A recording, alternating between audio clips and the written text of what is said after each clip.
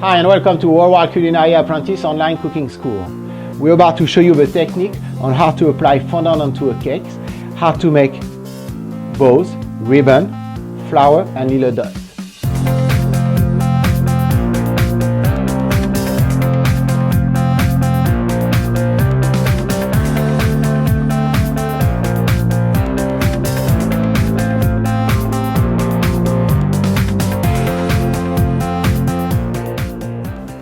For that class, I have a very special guest chef, Chef Judy. She's the owner of Silk Cakes Bakery in New York City. She has a store in downtown Manhattan and another one in Forest Hill, Queens. She makes the most beautiful cakes and also some beautiful and delicious little pastries. So if you ever have a chance to try it, please do so. You will be delighted with what she makes. Thank you very much for watching. Hi, my name is Chef Judy. I am from Silk Cakes. This is my company. We have 2 stores in New York City, and we specialize in specialty cakes. So today I will be showing you how to cover a buttercream cake with fondant. So this is a buttercream cake that has already been stacked. So it's 3 layers of cake and 2 fillings, which is what I offer at my store. But you can see that there's a lot of nooks and crannies of the buttercream, so it's not perfect, which is all right because it's going to be covered with fondant, and you won't see that underneath the fondant. Okay.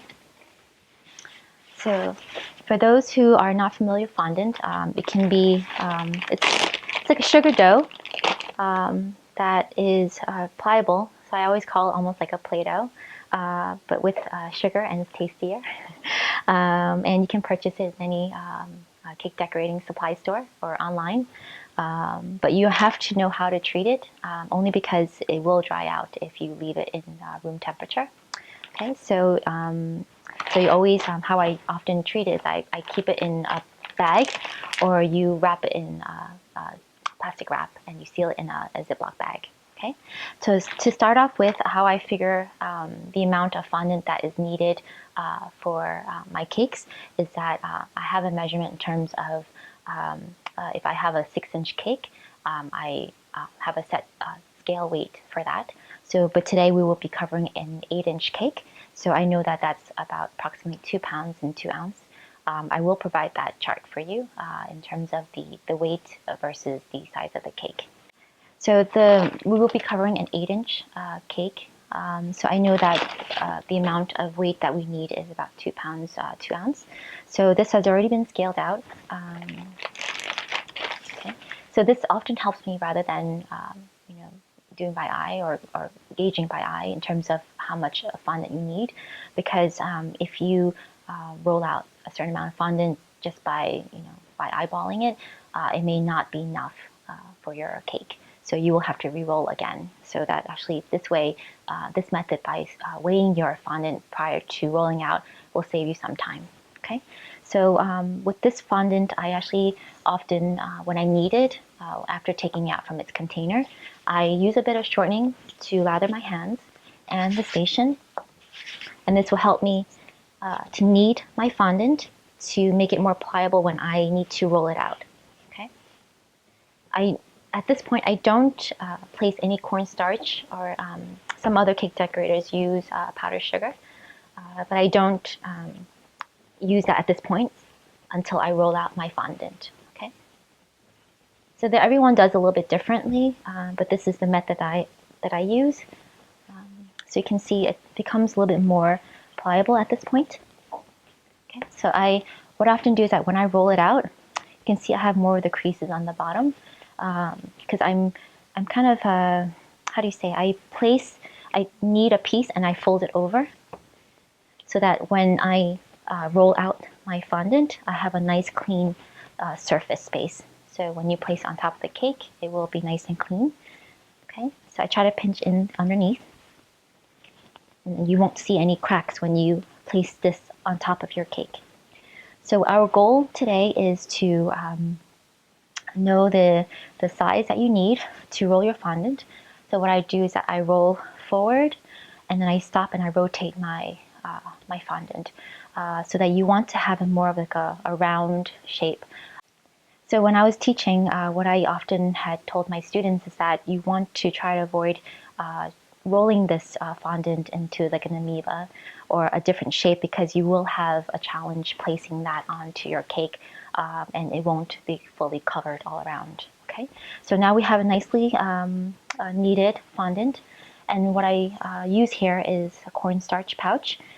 So like I said before, you can use powdered sugar. But during summertime, I often don't use powdered sugar. So you want to try to avoid using 10x during that time. So 10x is also referred to as powdered sugar. Okay. So, so I'm not very tall, so I have to apply a bit of pressure. Okay. So as you can see, I rotate it. Okay. So I rolled it in one direction, and I'm rotating almost like a pie crust if you've rolled it before. Okay, so if you have any like little dust bunnies, you can take it off with your needle pin. Okay, so just rotate it. So you have to use a lot of upper arm strength if you don't have a fondant sheeter. Okay, so you can see if there's any little markings, you can just peel it off. So I go several times just to make sure that I make it a little bit even, but I rotate it and making sure that it doesn't stick to the bottom of the table. If it does, you just apply a little bit more of your cornstarch. Okay, so you can see that it's still very much of a circle. It's hard. Okay. Okay. You can see that there's still a little bit of air bubbles coming out, so you can use your needle pin. Okay. So the size I'm trying to go for is that I know my standard buttercream cakes are 4 inches tall. So the width of it is 8 inches. So when you add both of the sides, it's 4 inch and 4 inch. So 8 plus 8 is 16 inches. So I needed this fondant to be rolled out to be 16 inches in width. Okay, so that's how I actually factor that in. So anytime that you need to figure out the size of your fondant, you can measure it like so. So you know that it's going to cover your cake.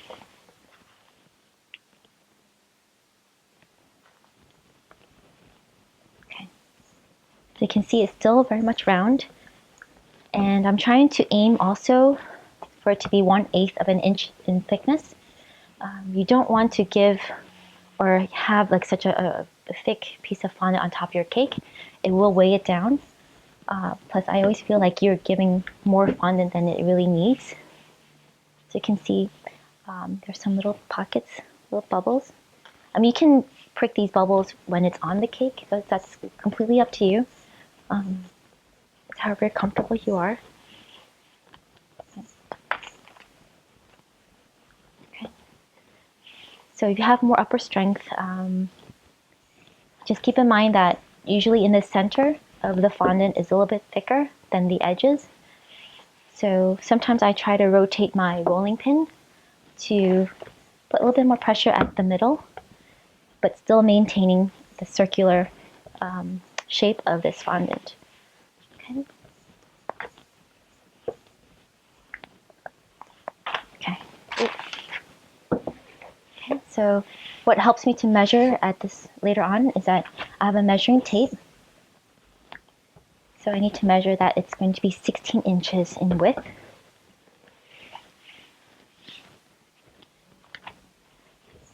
Okay. So you can see I try to maintain its shape. So that's very important. And a lot of times I try to even pick up the middle a little bit, and I can see if it's a little bit thicker or not. And it seems to be pretty good. Okay, so I have my measuring tape. So I need 16 inches. It's a little bit under, so I know that I still need a little bit more. Okay.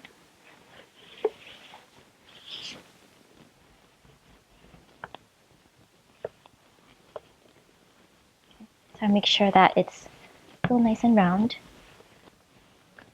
So if in case that your fondant becomes like an amoeba, or it kind of one is longer, a piece is longer than the rest. You just use your hand to push it further in, and then start over. Okay, so, and if you feel that you need to start over completely, go right ahead, because a fondant you can reuse over and over again if it's not in contact with buttercream. So these little holes, little bubbles. Okay. So just double check, make sure that it is 16 inches. So almost, yep. So we have it there, and we have it here. Okay. So a lot of times I've told my students that whenever handling fondant, treat it as if it's a child, a baby. Don't pick it up from one side, but I often place underneath it, and then I place it over the cake. So the cake that we have here, okay, so it's already been masked and crumb coated. So I go from underneath, and what I often do is that, actually let me move this forward. I make sure that this portion touches the base of the backing of the cake. So let me show forward. So then I know that one side it's covered, and then I place it over. So if you notice that it's a little bit short, just gently pick it up and then just move it, okay? So the method that I want to show you is that I know that there are two different methods of how to cover a cake. The first one is that you can actually place the cake directly on a table, and you can start working by applying it directly on. I've actually seen other cake decorators placing the cake directly on top of a support, so that you can see the level and you can actually start trimming it from there. So I'll show you both methods. The first method is I'll show you directly on a table. Okay, so I'm just going to place this buttercream cake directly on. So this is just an extra cake board. Okay, so what I often do is with the fondant smoothers. Okay, so I have two. The reason being is that one can be directly on top, so you don't have your hand or your warm hands directly on the cake, because it will warm the buttercream. So I often have one on top and then one on the bottom. But before we use these, okay, I am a righty, so what I often do is I gently hold my fondant with my left hand, and I gently press with my right. Okay, I've seen many other decorators, what they do is that they gently press from the top and they go around, but I've often place it all the way down, because I always know that time is an important factor when covering fondant, because it will dry up and it will become like an elephant skin. Okay, so you want to avoid that as much as possible. So this is one method. Okay, so this is what I do. I go all around and I gently press. Okay, so when I was referring to this container, what a lot of other people have done, I can show you. So they place it on top, and then they like to have it elevated, and then they place it over like so. A lot of times I don't do this method personally, but I just want to show you other ways of going about covering fondant, because there's no wrong or right way of doing this, as long as you can achieve a final product. Okay, so you can see that I'm gently moving the fondant over, and I have my left hand gently holding it up. I don't pull on the fondant, and I gently press down. Okay, and I rotate it. So again, you need to work rather quickly. But let's say if you have a phone call and you get interrupted, quickly place a wet towel between two layers of plastic wrap and try to cover this as much as possible. Okay. So at this point, this is when I would be using my fondant smoother, and you try to get out all the bubbles, and you can quickly smooth down.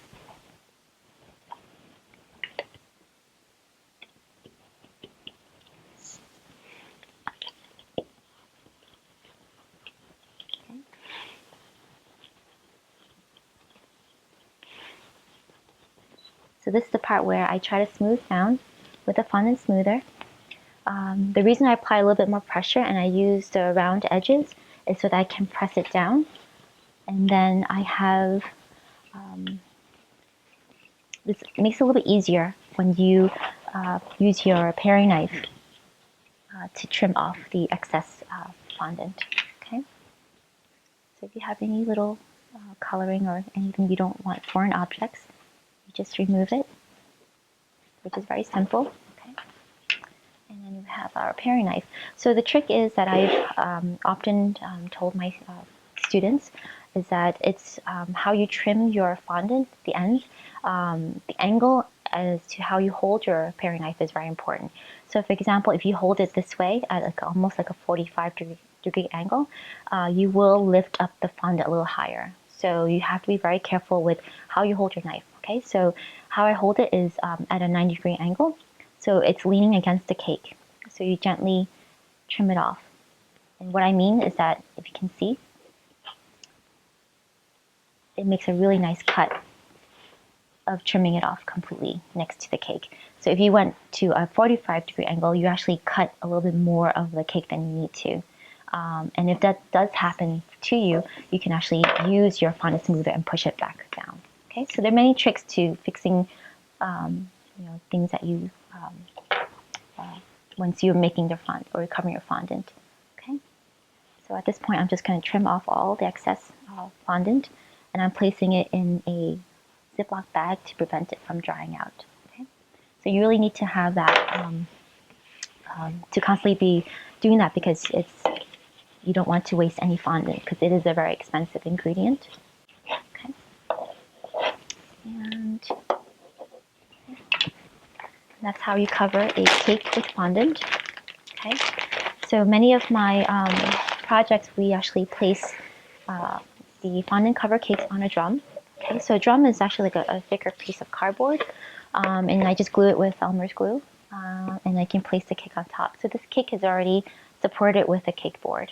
Okay, so now that we have an 8-inch covered, I'm just going to apply a bit of Elmer's glue on this. What I've done also is that you can cover this with fondant and placing a ribbon at the edge. That's completely up to you.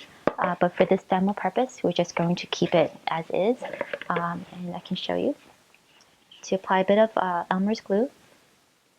Okay, so a little goes a long way. Okay, and then placing this cake on top. Okay, so I try to center it to the very center. And if you're not, if you're concerned as to that it's centered completely, just use a ruler to measure it. Okay, so so now we are going to cover our second tier, which is a 6-inch cake round. But I want to show you how to color it to give a little bit of a different definition. But before I proceed, I just want to repeat what I said before, that there is a cake board underneath the 6-inch as well as the 8-inch. So I don't have glue directly under a cake. So you have to keep in mind that it's for added support. So when I later on color this fondant and I apply it to the 6-inch, and I place the 6-inch on top of the 8-inch as my bottom tier, there is a cake board to support it. Okay, because we will have dowels between the cake tiers to support each other, and so that the cake will not sink in.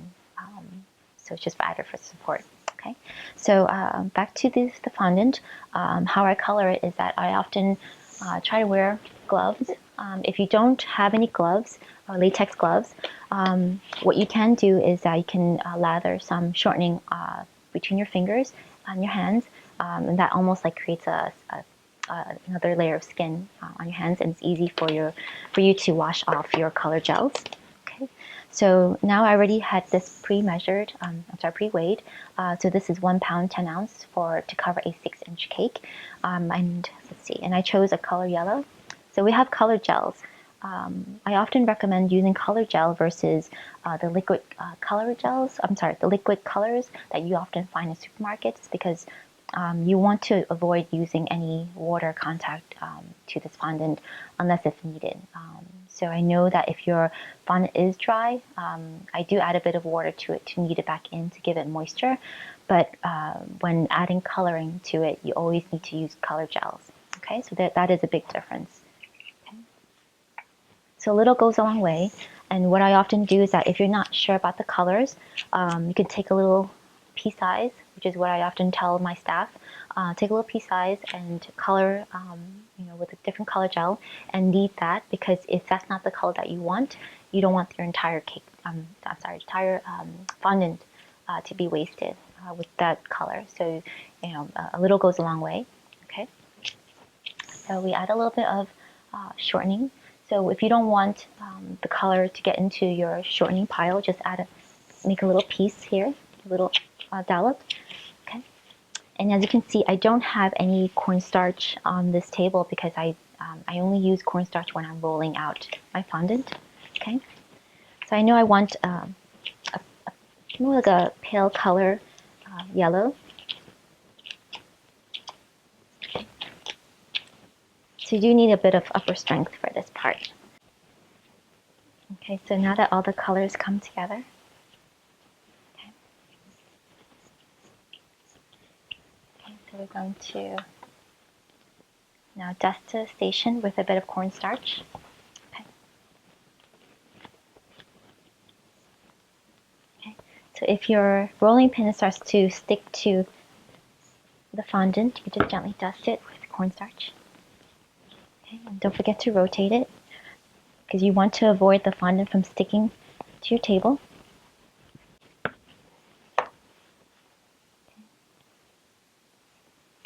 So I know that the size of this 6-inch is 6 inches in width and 4 inches on each side. So 6 plus 8 is 14. Okay, so I need 14 inches in terms of the width of this fondant, as long as it covers your cake. That's your goal. Okay, so now we need 14 inches in width, and we have that. So we have a little bit more than 14, so that's perfect. Okay. So also as a suggestion, if you have like a larger cake that you want to cover, you can have like not this rolling pin, but you can use one that's long without the handle, and then just roll it up and then place it on top of the cake. Okay, but these are a little bit smaller, so you're able to just place underneath place your hands underneath the fondant, and you can apply on top of the cake. Okay, so don't forget again, just to reiterate, that there is a cake board on the bottom of this 6-inch. Okay, and I will be placing this bottom piece on the bottom of the back side, so that I know that it will cover the cake completely. Okay. Okay. So, and don't forget to smooth out the top, because you don't want any bubbles. And I often like to look eye level to make sure that it is leveled. Okay. So like I said, the method I'm accustomed to is that you have your left hand and you press down on your right, okay, and you just gently rotate your cake. So I'm not placing too much pressure on the cake, just very gentle, and you just rotate it. The reason why I tend to rotate is because I don't want to lean forward and then have my clothing or any piece in contact with the cake, because I've seen it happen, and you want to avoid that, because if not, you will have to fix it with your fondant smoother. So, okay. So at this point, you can see that it's applying, sticking to the cake, and then you use your fondant smoother at this point. The reason why I tend to use my hand prior to using the fondant smoother is because this allows you to smooth that really nice and neat. If not, you will have creases and it will be overlapped. Okay. So at this point, then I use my fondant smoother, and I've applied a little bit of pressure, just like how we covered the 8-inch cake. Okay. And again, don't forget your 90-degree angle of your knife. So if in case that you're concerned about being too close to the side of the cake and using your knife, you can very well go close to it and then go back to the cake and then trim off the excess. Okay, so that's completely up to how comfortable you are. So don't feel like you have to do what I'm doing exactly at this point. But but it would be advisable to get to this point eventually when you cover cakes and you keep on practicing, because then this will definitely help you save time. Okay, so now we actually have completed covering a 6-inch cake and an 8-inch cake. But one thing I do need to note is that best not to cover these cakes too far in advance. Usually at my shop, I cover them about a day to 2 days in advance, depending on the level of difficulty is involved. But generally, maximum is 1 to 2 days. But in our next lesson, I will be showing you how to stack these 2 cakes together and to apply decorations that I have shown you in previous lessons.